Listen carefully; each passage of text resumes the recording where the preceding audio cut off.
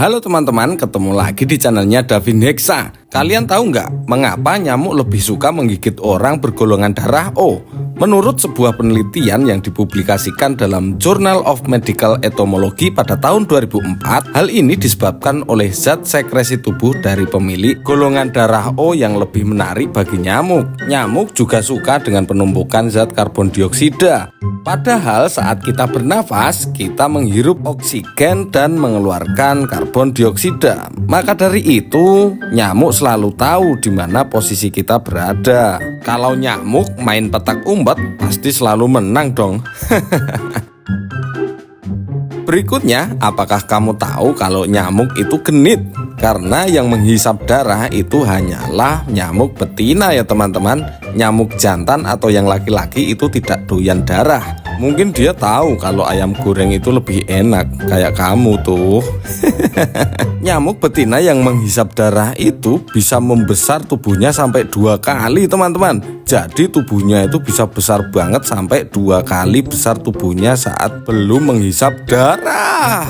Nyamuk bisa menghisap darah sampai banyak kali loh teman-teman. Dia juga bisa bertelur sampai 5 kali. Dan setelah itu dia sudah tua, lalu mati deh. Dan kira-kira berapa hari ya nyamuk bisa hidup? Dari beberapa penelitian, nyamuk bisa hidup rata-rata 8-10 hari teman-teman. Tergantung kondisi cuaca juga ya. Belum lagi kalau dia ketemu obat nyamuk. Belum lagi kalau ketemu raket nyamuk. Belum lagi kalau ditepuk pakai tangan. Aduh Yung, mesake. Kasihan sekali ya. Tapi kalau gigit juga sakit sih. Gatal maksudnya. Hal unik berikutnya bahwa nyamuk itu tidak bisa hidup di negara Islandia teman-teman. Loh kok bisa? Kan nyamuk bisa hidup di daerah dingin. Tetapi di Islandia ini cuacanya mungkin tidak menentu ya teman-teman. Jadi hanya sedikit sekali nyamuk yang bisa bertahan hidup di negara sana. Apakah kamu berminat untuk pindah ke Islandia?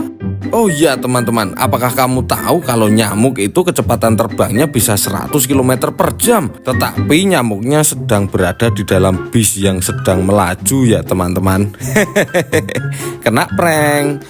Yang sebenarnya adalah kecepatan nyamuk itu 1,6 sampai 2,4 km per jam atau sekitar 1.600 sampai 2.400 meter per jam ya teman-teman. Agar nyamuk pergi, apa sih yang harus kita lakukan?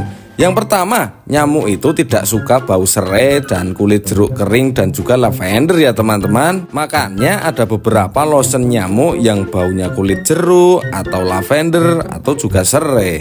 Selain itu, nyamuk tidak suka warna terang yang memantulkan panas ya teman-teman. Tetapi nyamuk ini tidak takut dengan warna putih.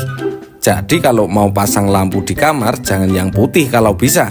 Kalau bisa yang warnanya agak kekuningan atau warna yang lain ya teman-teman. Maka dari itu nyamuk lebih suka berkeliaran di malam hari daripada di siang hari. Karena cahaya matahari berwarna sedikit kekuningan dan mengandung panas yang kita sebut ultraviolet teman-teman.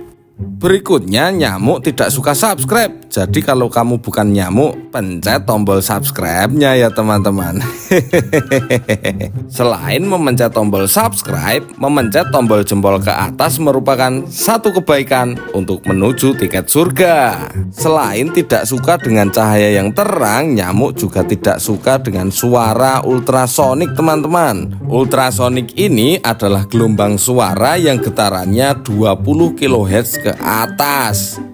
Tapi suara ultrasonik ini manusia tidak bisa mendengarkan. Dan kira-kira begini suaranya.